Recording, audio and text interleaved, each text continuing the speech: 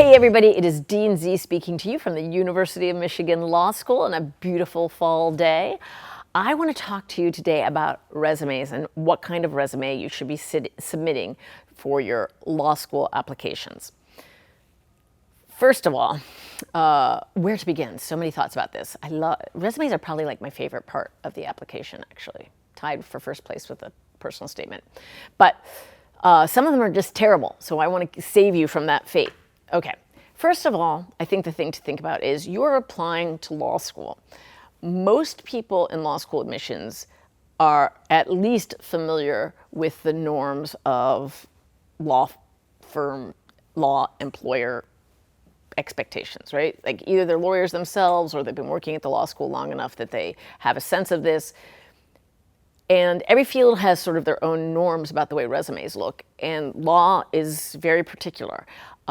It is very small c conservative in the sense of it's not flashy. There are no photos. There are no weird fonts. There are no, I shouldn't be judgmental. There are no photos. There are no unusual fonts. Say that. There are no colors, right? It is black and it is white and it is like an easy to read font, of which, you know, I won't opine about that, but I have opinions. You can actually do research on like which fonts are easiest to read online or on paper. Your app will be getting read online, as you know, for an application, you should pick a font that's good for online reading. It should, above all else, be very clear. That is the value we most are fond of here in the law school admissions world, I would say. Don't make us piece things together and work. Okay, so what do I mean by all that? First of all, I'd say like Google law firm resume and get a sense of what this will look like. Okay, so once you've done that, how to lay it out and how long should it be? So standard advice for when you're seeking a job is to have a one-page resume. There are some schools that feel very strongly about that they only want one-page resumes. So my first bit of advice on that, on length, is look at the instructions for every school that you're applying to see if they specify. That will be either on their website or on the LSAC instructions part of their website. We do them in both places. Check it out and see if it says one page. If they don't say anything, you are safe, I believe, with doing a two-page resume. Most people should not do a three-page resume. If you've had a long and illustrious career and you are changing professions entirely, maybe then 3 pages. But I'll just say, I've said this before, I've been working for a long time and I have a 2-page resume. So I feel like if I do it, you can do it. At the same time, you know, you want to put as much important information as you can in there, even though you're limiting the length. At the very top of the resume, before you have any substance, you should have your name, you know, bigger than the rest, but not gigantic, just normal size big, right? You should, at a minimum, have your email address and telephone. Even though we have that in other places, it is extremely convenient to have it there because that, if I ever wanted to reach out to you, that's often what I'm looking at when I'm trying to find you. So put that there. And then address, you know, people have increasingly been leaving that off over the years. I think it's helpful to know where you are. So I'm always interested in geography. So I would include information about where you are living at the time that you are applying to law school in that top section. But often, at the top of the resume, people will write objective. Don't write objective, okay? Don't write objective. We know you're objective. You're applying to law school. Amazingly, people often submit applications where the resume says objective, and the objective is something other than to get into law school. It's like to get a job in the whatever food service industry, and it's like, I'm not in the food service industry. Why is that saying that to me? So never put an objective, even if you put it correctly, because I know what your objective is. So what should you be covering? Traditionally, at the top, education. And that is, I would say, as you move through your career, many people move education to the bottom. But when you're applying for higher ed, a graduate degree, professional degree, I think it should still be at the top. But you don't need, there's lots of information that people put in that education section that doesn't need to be there. You don't need to put your GPA. We see that elsewhere. You do need to put any honors you got, any significant awards or anything like that. That should go there. And then you can put information about what you did in college there with just bullets, simple bullets, right? So you could say, varsity field hockey, or, editor, Michigan Daily, or something like that. You could put that there without much explanation because it's all very obvious stuff. Or you could, if you need to save space, that's where to do it. Just do bullets up there. If you have not as much stuff and you have more space to fill, then you can put it in its own section. I will get to that. But anyway, so you just want, your undergraduate degree, and if you've had any graduate or professional degrees already, you should put that there. Don't put high school. High school does not belong on your law school application resume. I feel extremely strongly about that. And I don't know, I've never heard anyone disagree with me when I've been on my 8 million panels that I've done over the time of my career. So I think that is very solid advice. No high school. Okay, what comes next? If you have work experience, I would just keep it simple and say work experience, right? And then list in reverse chronological order where you've worked. You should, when you're listing where you've worked, what should you be emphasizing? One, you should make it very clear what the employer is. I think most people care much more about what the employer is than your particular title, because titles vary from place to place and they're often really obscure sounding and they don't really give you a lot of information. But knowing that you worked at the University of Michigan Law School, I know what that means. Or knowing that you worked at the ACLU or Skadden Arps or whatever it is, like I will have some sense of it. Except when I don't, right? Because one of the beautiful things about law school admissions is that people are coming from all walks of life, from all kinds of different backgrounds, which is what makes it so interesting as to be an admissions officer. But it means that there will be lots of employers that I am not familiar with. I'll know the big law ones. I will know, even if it's not a big law one, I will understand that it is a law firm, and I will understand very famous companies.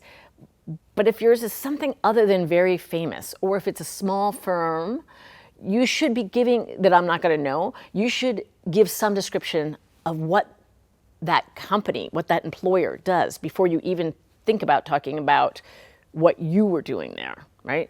So, you just need some description, some like less than an elevator pitch description, a one sentence description of like what is happening at that employer. You would not believe how many people do not give that information. And so I can see what your tests are, and it means nothing to me because I don't understand the context in which it is happening. Okay, once you've accomplished that, then you also should, say a little bit about what you've done. Most people do bullets, but bullets take up a lot of room. That, again, if you have more room to work with, fewer things to list, bullets are fine. But if you have a number of jobs that you want to put on there, I would do it in 2 or 3 line, a block of text, because you can get much more in there in a 2 or 3 little paragraph format. Okay, I already said reverse chronological order. Other information that is very important to give is the period of employment. I really like to see month and year. If someone just gives me year, I assume they're doing something sketchy and that there's actually 8 months unaccounted for in there. So, and that's fine if you have a gap, but I don't like it being trying to pull a fast one on me. You know what I'm saying? So I say month and year. Location. If it's remote, I like it when people say paren remote. If it is in a particular place, I really like to know where that is. I like to see where you have been geographically. All right, so work experience. What else? Sometimes people really break things up into lots of categories. So they'll be like research experience, volunteer experience, blah, blah, blah. And I do think there's a reason to separate work and volunteer, but I also think there's a reason where you could just put them together and you could just call it experience, because I don't really care if you're getting paid for something or not. So you could put it all together if you think that's the better way to do it for you. If you are doing that actually, regardless of how you divide it up, it's helpful to give number of hours if it's anything other than a full-time position, so that I can see how you're spending your time. So that, paren 5 hours a week or whatever. But I do want to talk about anything that isn't work, because we really care about that. Like, that is, your jobs are important to knowing who you are, but so is everything you're doing with your time, right? So don't leave off extracurriculars. Tell me what you've done. Now, again, this gets challenging for people who've been out of school for a long time. But because maybe they don't have as much room to work. But people will sometimes talk about things in an essay, like an activity they've been involved in, and it's not anywhere on their resume, and it's confusing, and I don't know why that happens, and it's like, okay, this is a whole different part of you that I didn't even know existed, and so it's just like a less of a clear narrative if you do that.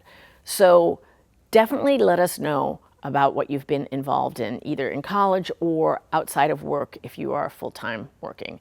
And I do like to know what you did in college, even if you graduated, 10 years ago. Again, you can keep it very short and simple, but give us some sense of that. And then finally, I want to talk about interests, because I love that little section of a resume that is interests. I guess this isn't finally, because I have one more thing to say, but I really recommend including that, because it really kind of puts a bow on everything and helps me see this other side of you that there's just no way I'll learn about otherwise. So let's say you, like Dustin, are really into sneakers and you have a fabulous sneaker collection. I think that's fun. I would want to know that. Suppose you are super into puzzling, like, let me know that. And I said this in a prior episode, give me detail though. Don't say reading, travel, cooking. Tell me what kinds of books you like to read. Tell me where you travel, what kind of travel you like to do. Tell me what kinds of things you are cooking. Like, are you baking desserts? Are you hyper-focused on, one kind of cuisine?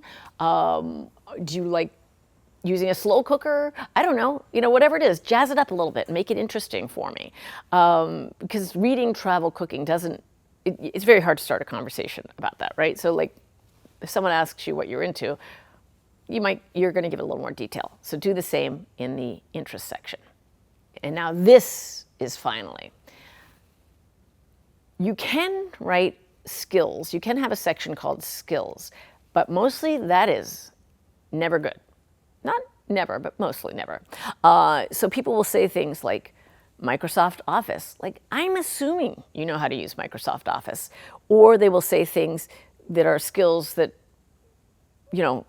have nothing to do with the law. Like, I can't think of anything right now, but like something, I don't know, mechanical or what, I don't know. But it's not as interesting as an interest section, right? And it usually has no bearing on the decision making. So you're just kind of wasting space there. But sometimes they are on point, right? Like, so some people might list their languages under skills. That's interesting, and that's helpful to know. But, so think about it carefully. If you want to put a skills section, just think like, does this have any relevance to the practice of applying to law school? And if not, leave it out. I think that's all I have to say about resumes. I hope that is useful. Send us your questions, as always. But before we wrap up, I want to talk about, not really grammar, but for something that seems on point for an episode about resumes, and that is pronunciation of employers. So I recently asked, I'm doing an online event for a law firm that has a name that is hard to pronounce. And I thought I knew how to say it, but I wanted to double check with our head of career planning, and he confirmed for me how to say it. But then he said, our trick when we don't know how to pronounce a firm name, their trick in career planning, call the firm after hours so that you can hear the recording as many times as you need until you get it in your head and you don't have to, have a conversation with anybody about it. I was like, brilliant. He said sometimes they do pick up and then you have to really quickly think of a question. So, call at 10 at night or something when you're sure they're not going to be there. But I thought that was really useful advice, and it comes up a lot for law students who are applying for jobs, there is a lot of law firm names out there that are not obvious about how to pronounce them. So, and people really notice if you pronounce the name of the employer wrong. So before you go interviewing anywhere, make sure you know how to say their name. Okay, that's all I have to say about that. Send us your questions and comments either by email to law.jd.admissions@umich.edu, and please put vlog in the subject line, or you can leave it in the comments below. We really appreciate all your input. It is very helpful for us to try to figure out what to talk about and what underlying questions in each topic are very prominent out there. All right, thanks to Dustin as always, and wherever you go, go blue.